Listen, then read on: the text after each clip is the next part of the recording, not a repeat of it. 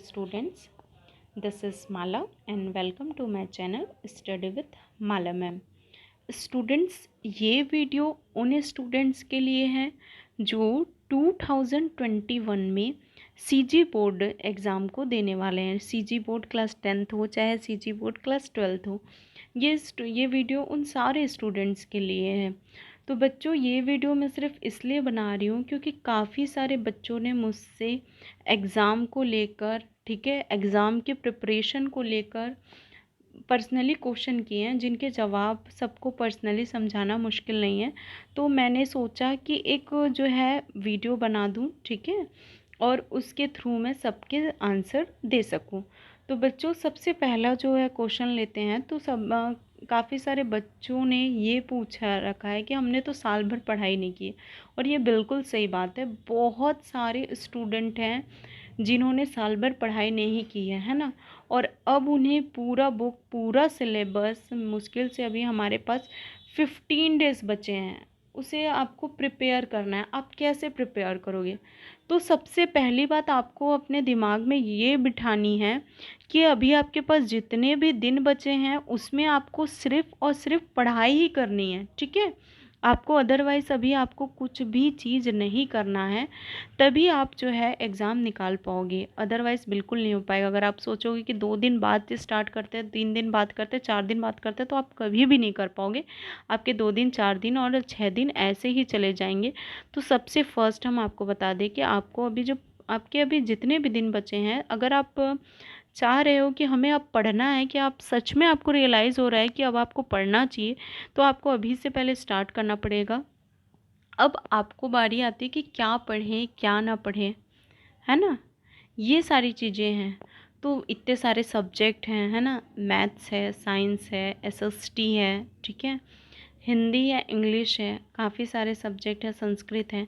तो सबसे पहले बच्चों, आप उन सब्जेक्ट को साइड करो जो आपको लगता है कि आप एग्ज़ाम में बैठने के बाद आप उसे कर लोगे, या उसे आप 2 दिन 3 दिन में भी पढ़ के आप उसे कवर अप कर सकते हो। आप उन सब्जेक्ट को साइड में रख सकते हैं, लाइक लैंग्वेज सब्जेक्ट, ठीक है, हिंदी, इंग्लिश और संस्कृत, जो कि हमारे क्या हैं, लैंग्वेज सब्जेक्ट हैं। अगर आप उनको रीड करके भी जाते हो तो मे बी आप क्वेश्चन को सॉल्व कर पाओगे, और बिल्कुल भी कर सकते हो, है ना। क्योंकि अगर आपने चैप्टर पढ़ा हुआ है, ठीक है, अगर आपने चैप्टर देखा भी है, आपके कुछ बेसिक ग्रामर सही हैं, अपने क्लास 9th में तो ग्रामर जो है वो पढ़ाई होगा, तो बेसिक अगर आपके ग्रामर पार्ट सही हैं तो भी आप उस मतलब अटेम्प्ट कर सकते हो। क्योंकि आपको पता है कि जो क्वेश्चन आंसर वो ज़्यादा आपके लिए इम्पोर्टेंट नहीं रखती है, आपका बेसिक पार्ट कितना अच्छा है वो लैंग्वेज सब्जेक्ट में आपकी टेस्ट की जाती है, ठीक है।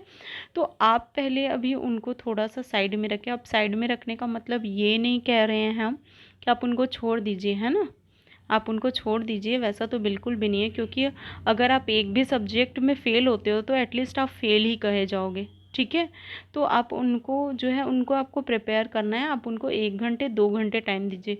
बाकी आपको मैथ्स है, ठीक है, तो मैथ्स के लिए आपको थोड़ा सा हार्ड वर्क करने की ज़रूरत है, क्योंकि बिना प्रैक्टिस आपकी मैथ्स नहीं होगी, आपके बेसिक अच्छे नहीं है। तो आप क्वेश्चन को सेलेक्ट कीजिए। अब आप क्वेश्चन कैसे सेलेक्ट करेंगे? तो बच्चों, क्वेश्चन सेलेक्ट करने के लिए सबसे बेस्ट वे है कि आप ब्लूप्रिंट प्रीफर कीजिए। 2021 की जो है वो ब्लूप्रिंट आप प्रीफर कीजिए। अगर आपके पास ब्लूप्रिंट नहीं है तो आप हमें कमेंट कीजिए, मैं जो है ब्लूप्रिंट के ऊपर भी एक वीडियो बना दूंगी, ठीक है। अभी तो फ़िलहाल मैं एक छोटी सी स्ट्रेटजी आपको दे रही हूँ, ठीक है। तो आप ब्लूप्रिंट के अकॉर्डिंग अब आप मैथ्स के पोर्शन में जो आपको इजी पार्ट लग रहा है, ठीक है, लाइक आपको ट्रिगोनोमेट्री इजी लग रहा है तो आप उसको कर लीजिए, ठीक है। आपको जो जो उसमें से, जैसे फर्स्ट चैप्टर अगर आपको इजी लग रहा है तो वो, लेकिन हाँ, जिसके मैक्सिमम नंबर जो गेन कर सके, जो चैप्टर आपके मैक्सिमम नंबर गेन कर सके, आप उस चैप्टर के क्वेश्चन निकालिए और आप उसको 2 टाइम्स 3 टाइम्स 4 टाइम्स एक क्वेश्चन को, मतलब आप तब तक बनाइए कि जब तक आपको लगे कि ये एग्ज़ाम में आएगा तो मैं इसे फाइनली बना लूँगा। मतलब आपको ये डिसाइड करना है कि मैं जो भी पढ़ूँ, अगर वो एग्ज़ाम में आता है तो वो बनना चाहिए। आप बिल्कुल ये सोच के मत पढ़िएगा। कभी भी किसी क्वेश्चन को पढ़ते समय अगर हम ये सोच लेते हैं कि ये क्वेश्चन पता नहीं आएगा कि नहीं आएगा, तो ये चीज़ आप बिल्कुल नहीं सोचेंगे। आप जो भी क्वेश्चन को पढ़ेंगे, आपको ये सोच के पढ़ना है कि यही क्वेश्चन आएगा, है ना। जिस समय आप ये सोच के पढ़ना स्टार्ट कर लिए कि यही क्वेश्चन हमारे एग्ज़ाम में आने वाला है, तो डेफिनेटली आप उस क्वेश्चन को कर लेंगे। और सबसे बड़ी बात ये होती है प्रैक्टिस, ठीक है। आप उस क्वेश्चन को तब तक पढ़िए कि जब तक कि आप उसे, मतलब बोलना चाहिए, आंख बंद करके भी आप ना लिख ले, आप तब तक उसको प्रैक्टिस कीजिए ना। आप दूसरे क्वेश्चन या दूसरे चैप्टर में मत जाइए।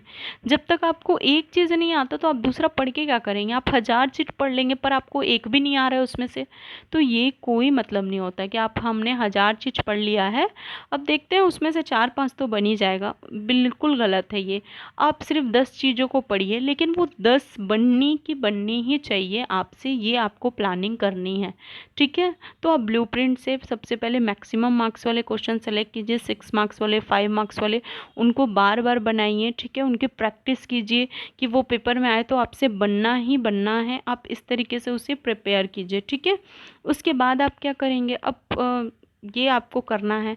फिर आप 4 मार्क्स की कीजिए। उसके बाद अगर आपका डायग्राम पोर्शन अच्छा है तो साइंस में आप पहले डायग्राम जो है 2-4 अच्छे से उसको कर लीजिए, क्योंकि एक ना एक तो आने के चांसेस होते ही हैं, ठीक है। फिर साइंस में भी आपके 3 पार्ट होते हैं, जैसे फिजिक्स है, केमिस्ट्री है, बायोलॉजी है।